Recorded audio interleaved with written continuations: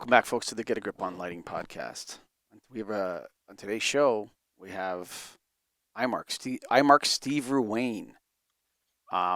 Steve is the VP of Marketing and Member Services for IMARK Electrical. In that role, he's responsible for the group's marketing programs and group meetings such as GainShare and Gateway to Growth and the Leadership Conference. He does member education at IMARK University and corporate communications, both in print and electronic. He also oversees IMARK's electrical networking and best practice sharing platforms. IMARK is member owned. In addition, a major part of his job is to work closely with IMARK preferred suppliers to help these companies make the most of their relationship with IMARK Electrical, and its members. Hey, Steve has been there for 20 years. He has over 20 years of experience in marketing group leadership prior to joining IMARK Group in 2002. So he has been there for 20 years. He held the position of Vice President of Marketing for affiliated distributors. Ruane started his career as a sales rep for Appleton Electric in Houston, Texas, so he's been in the field, and has held a variety of sales and marketing positions with leading manufacturers, including Hubbell, Killark, and Ideal Industries. So he's well-rounded. To speak about all parts of this buying group situation, it's often talked about and nailed, Greg. But before we get into that conversation, what about the gangsters down at Satco, satco.com, light thing, right thing? What are they talking about these days? Oh, you said the word well-rounded, and that's what they are, because they have everything, you know, and when you think of it, and I do it every day. I look at something, I'm like, I wonder who's got this. And I go to Satco, and what do they tell me? Of course we have that, and here's the option, here's how many we have, and here's the pricing, and all the service that you need, the availability, the backing, the product, the knowledge of lighting, Satco's got. You know, you're so right about that. How many times does something come up in the office, whether it's legacy or LED? Where do I find this? Where do I find that? I said, have you checked Satco? Literally, like I say it on the podcast, but go to satco.com, satco.com. Go there and see if they have it, because it's always a good price. It's quality. They're good people down there. So go to satco.com. And I'm just joking about them being gangsters. They're the original gangsters, though, the lighting engineer, the OGs down at Satco. Right. And, of course, members of the National Association of Innovative Lighting Distributors. And, folks, they're a member of the guys group we're about to talk to right now. They're a member of IMARK. And so right now we'll go right to Steve Ruane. How are you, Steve? Welcome to the show. I'm doing very well. Thanks for having me, guys. Big fan of the show. Thank you. Good to hear. Hey, let's dive a little bit into IMARK, just some of the background. We have some knowledge, but some of the people listening might not know a lot about it. But IMARK Electrical is what you're responsible for. How many members are there? What's the history of it? Give us a kind of a rundown.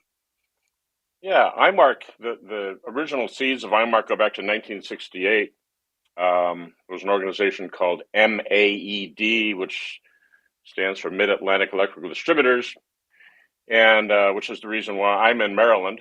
That's kind of where it was based. And over the years, as industry consolidated, marketing groups were regional in nature. So we had TIED and WIED out west, SIED in the south. And over time, those organizations, primarily made up of family-run independent distributors, consolidated right along with the industry. And that process resulted in IMARK Group, which at the time was in 1996. That's when IMARK came into focus.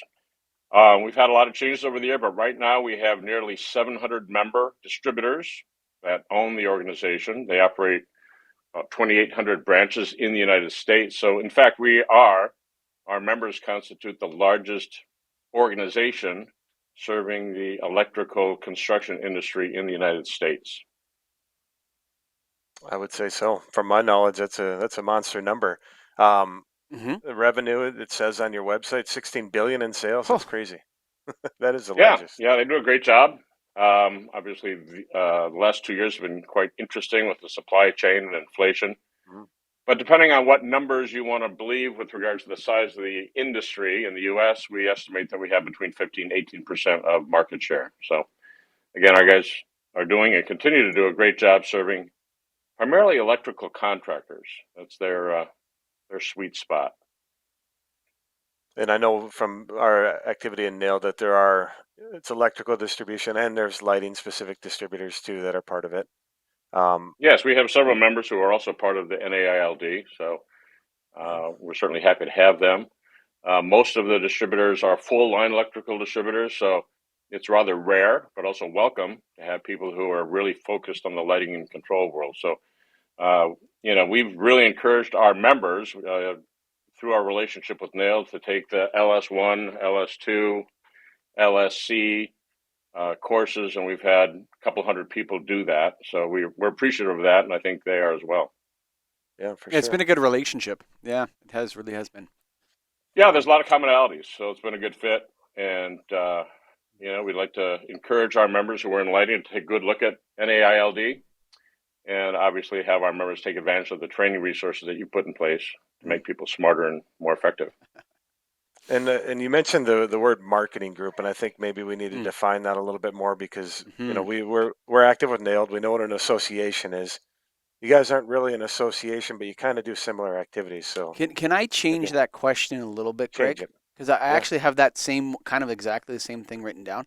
I think can you distinguish between a marketing group or a buying group and what they do as opposed to what an association does? Well, again, we're set up as a member-owned cooperative, and our mission is to enhance the profitability of our member distributors, while growing the market share of the manufacturers on our line card. So those 2,009,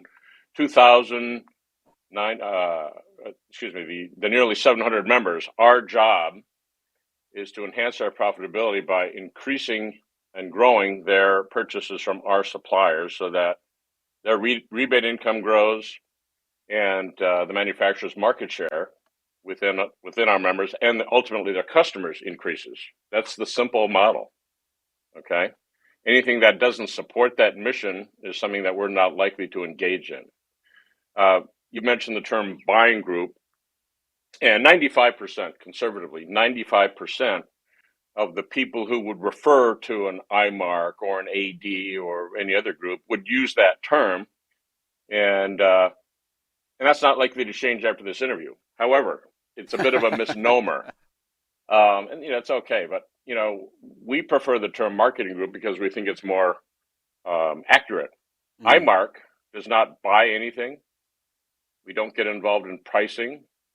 We don't have warehouses. All of the purchasing is done by the individual distributors. We don't mandate that they buy from all of the manufacturers on our line card. And conversely, we don't mandate that the manufacturers we deal with sell to all of our members. So all of those relationships, those commercial relationships and partnerships are driven by the people who own the organization. So as I said before, our job is to make sure that we have a platform that supports and encourages those distributors to engage with the manufacturers we've partnered with, which is about 90, okay, and make sure that they're spending an inordinate amount of their time with those companies so that we have the outcomes that we seek for both parties: higher rebates, better profitability for the distributors, more market share and sales growth for the manufacturers. So it's like a club, Greg. You're joining a club. Yeah, it's like a club with a rebate. So, if you compare the difference between an IMARK or any other marketing group and an association, association has generally broader interest in the industry as a whole and get involved in a lot of things that have very little to do with the profitability of their members. So that makes it kind of a special opportunity for us. NAILD would say that we promote the interests of the independent lighting distributor rather than talking about profitability specifically. And that's a wider mandate which gets into advocacy and government relations and relating to other associations and what the industry is doing. So I think it's an important distinction because some people say, well, I'm already a member of IMARK. Why would I be a member of NAILD? And they're doing completely different things when it comes. We have the same issue with with NAED, the National Association of Electrical Distributors. We strongly support our members and encourage them to participate because, very frankly, we think it makes them better distributors, more tied into the health and vitality of the industry, taking advantage of the networking opportunities, the advocacy, government lobbying, all sorts of things that they do that we don't. Because as I said, our main mission is profitability, market share. Okay. So yes, they're different, and there's a very healthy role for both. Mm. And so I understand a little bit about it, and from talking to NAILED members that are part of IMARK and myself looking into it, the rebate, how does that work exactly? How does the buying group or the profitability part of this work?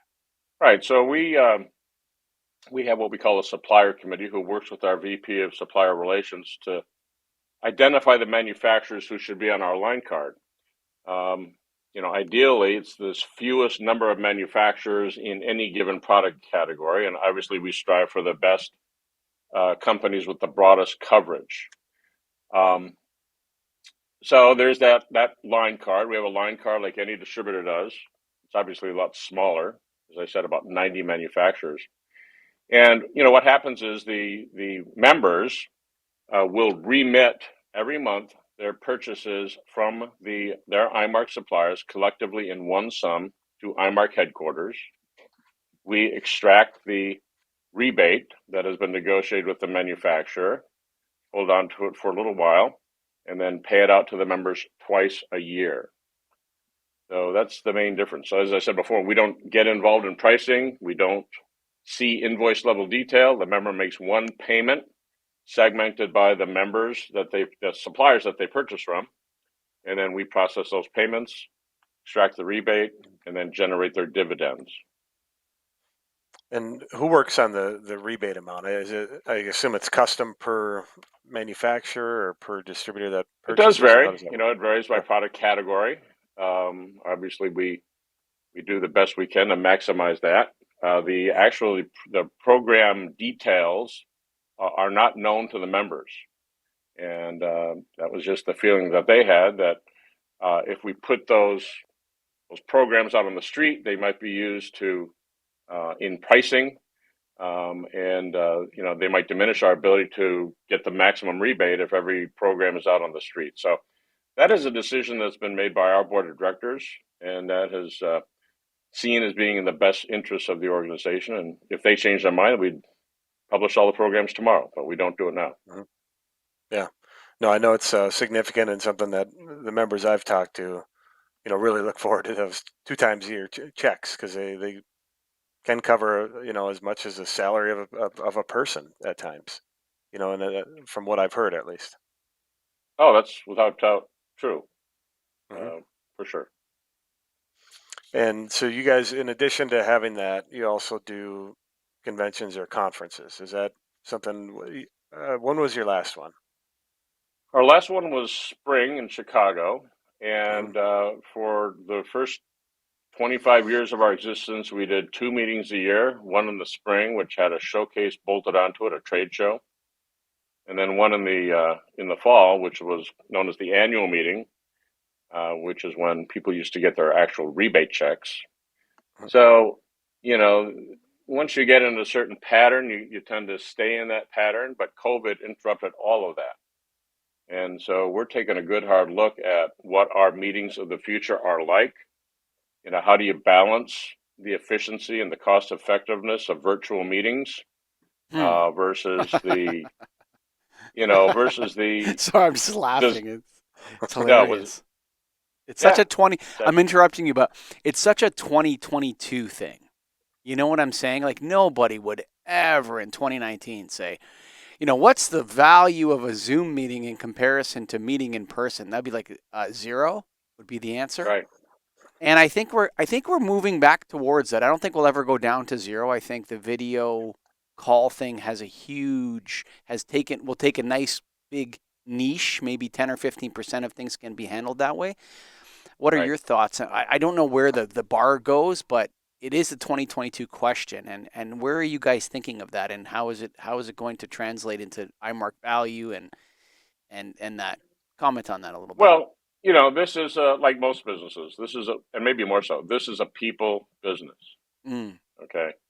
So there is no question that IMARK will continue to have face-to-face meetings that will execute as well as we can.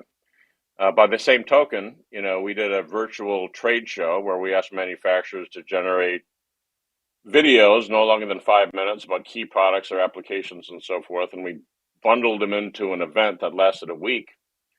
And we had 2,250 people attend.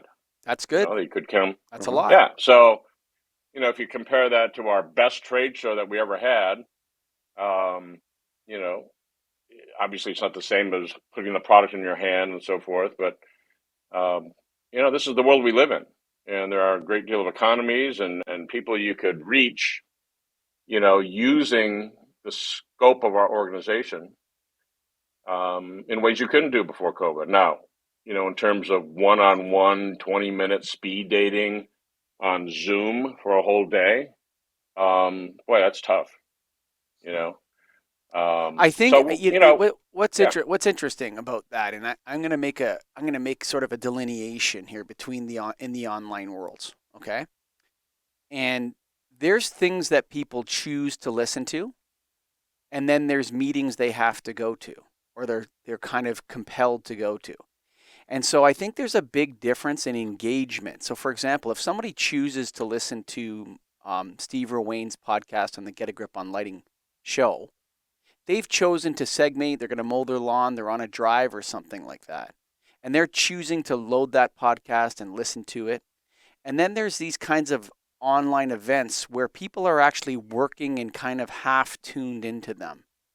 And I think that we need to distinguish between digital media production that people are choosing to listen to or choosing to watch, and events and the level of engagement. So if somebody is not consciously choosing in their free time to go to an all-day Zoom event or to a conference, your level of engagement is significantly lower. And I think there's no studies to prove this, but I think everybody knows that I'm correct on that, because you have your thing on mute, you have your camera off, and you're doing your emails, and you're taking calls on the order desk or something. Huh? What?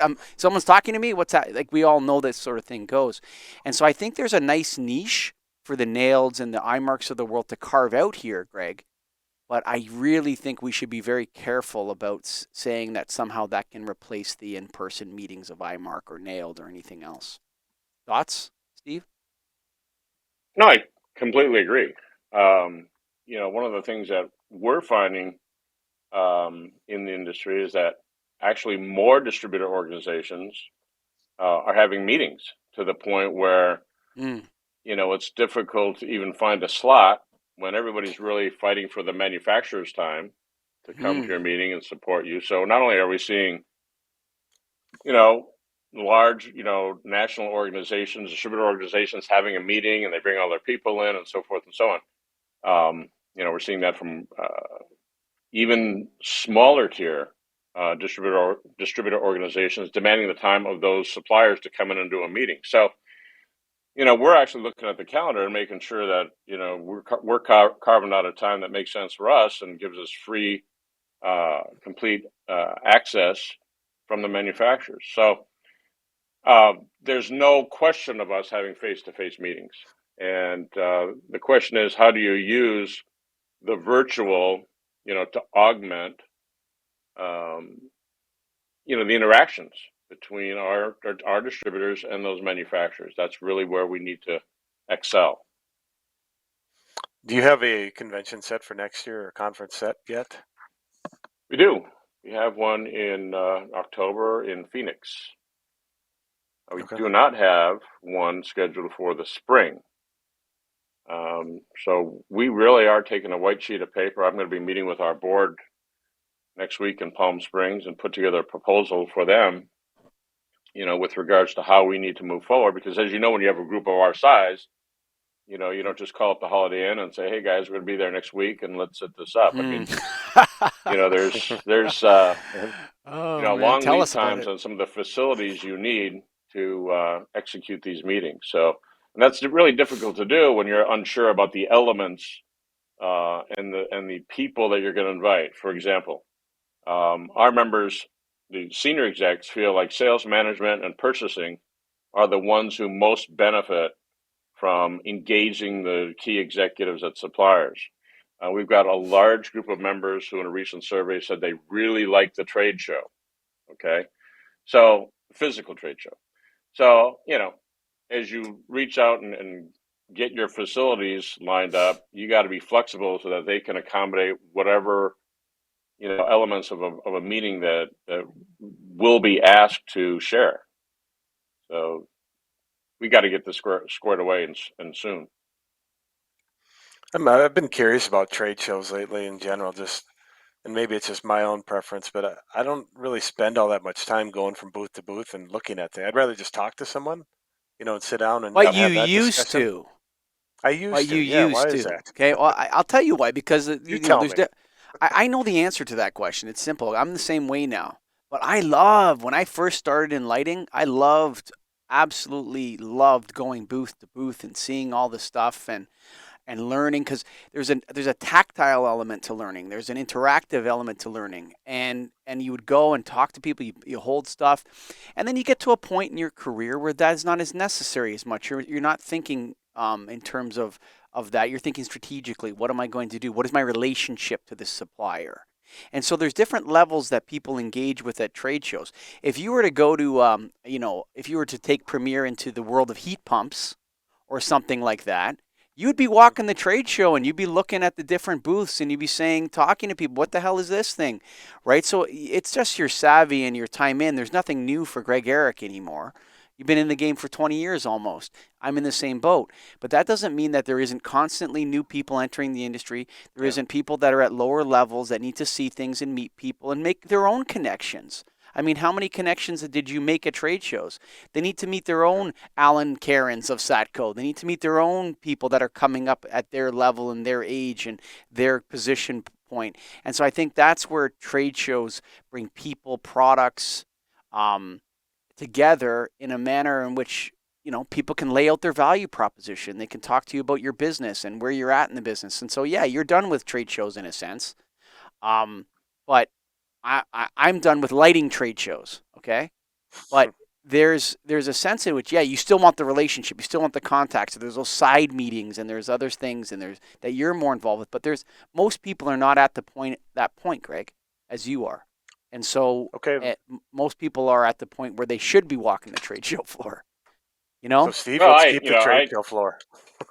I totally agree. When Yeah. we survey our members with regards to meetings, we need to go to the senior management, right? Because they're ultimately going to be accountable and responsible for sending people and paying the freight, so to speak. Most of the people on our board, I'm just going to go ahead and assume, like you, Michael, hey, guess what? Been there, done that. Mm-hmm. And I'm not walking the trade show. Now, then they'll say, well, we really like the trade show. Then the question becomes, okay, well, how many of your people are you going to send? Mm-hmm. Indianapolis or San Diego or Florida? And these guys have a lot of issues on their plate, and it's not going to get any easier in 2023. So people are going to have to make that decision as to whether the ROI for sending people into a trade show, when frankly there are many ways to learn about products these days, that's going to be something that we really need to get a handle on. I'm going to say this, and I'm going to say all people that are executives now, don't forget where you learned and where you made your connections. Because I made most of mine on the trade show floor at places like Nailed and Light Fair, and all the great shows of lighting when I was, coming up in 2006 and 8 and all that. So let's not forget that there's only Zoom does not replace this. It's an adjunct tool. And I would encourage all those executives that are crunching the numbers on the ROI that this is not an ROI that you can crunch by numbers, but it has an astronomical impact long term if you allow your people to meet new connections in the industry, shake hands, see products, find new companies. That's the other thing. It's at trade shows that we find new suppliers, people that are younger, thinking of creative ideas that are in the field. So we should not deny our young people the opportunity to go to these places and meet new people and see the industry display itself on display. So important, Steve. I really urge the executives and the people, the bean counters that are looking for ROIs in the next 6 months to step back a little bit and take a little look on career development for people. And maybe ask the human resources department before you make that decision about what people want and how they want to interact with the industry. So I'm going to push back on that, the ROI question. You can't measure the ROI of this stuff, so don't try. It's the same thing with Nailed. What's the ROI for Nailed? And I say to them, what's Nailed's ROI for you? We're an association. What do you have to give back to this industry? And so, like, I think we need to ask new questions. This ROI bean counting dominance of everything, I don't know where that came from. It seemed to start like 15 years ago or 10 years ago. Everything has to be calculated on a spreadsheet.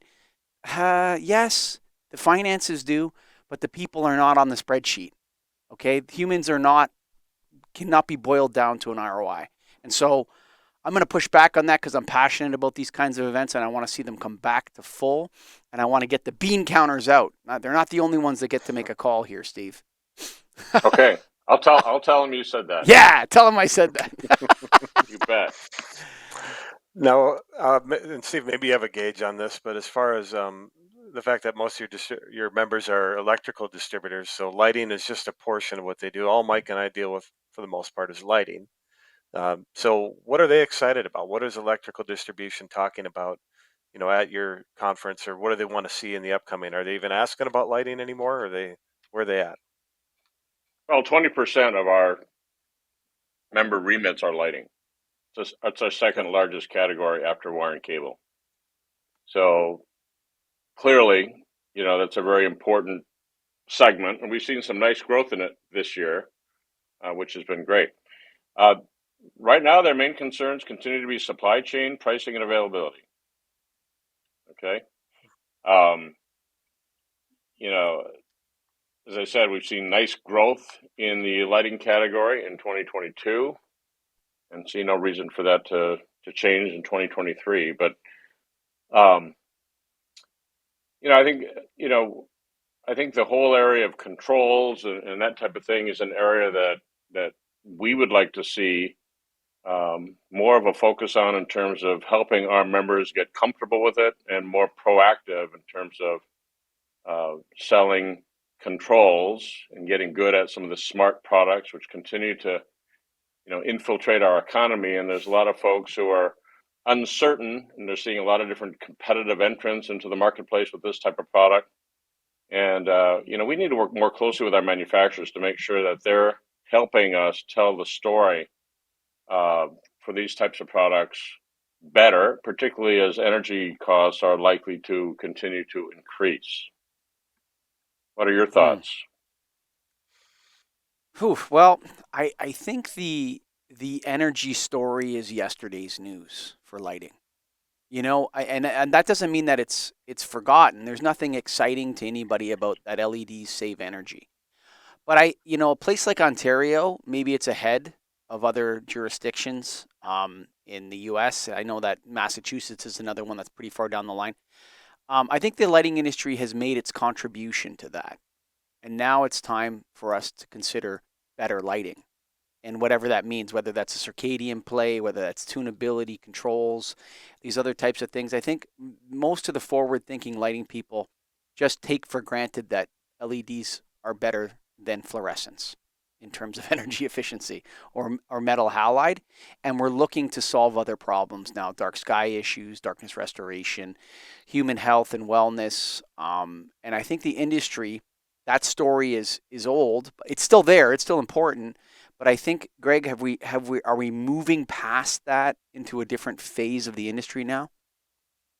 Yeah, I think we're at the initial stages of that. And I just look at projects that I'm doing that involve anything advanced in controls. And to Steve's point, the issue is a confusion out there. It's still not straightforward, and it doesn't really always work, or it ends up with the potential benefit of it ends up going away from all the hassle to get that potential benefit. And to the point where you can't even always do what you were hoping to do because the systems aren't working properly. So yes, but we're a ways away. But I would also say that how to put this the right way, that the reputation of the lighting industry hangs in the balance right now for a lot of mistakes that were made over the last 10 years, and we need leadership there for a reckoning. So there's a lot of broken promises in the LED world for the end users. And we have to face that fact with courage, honesty, and integrity.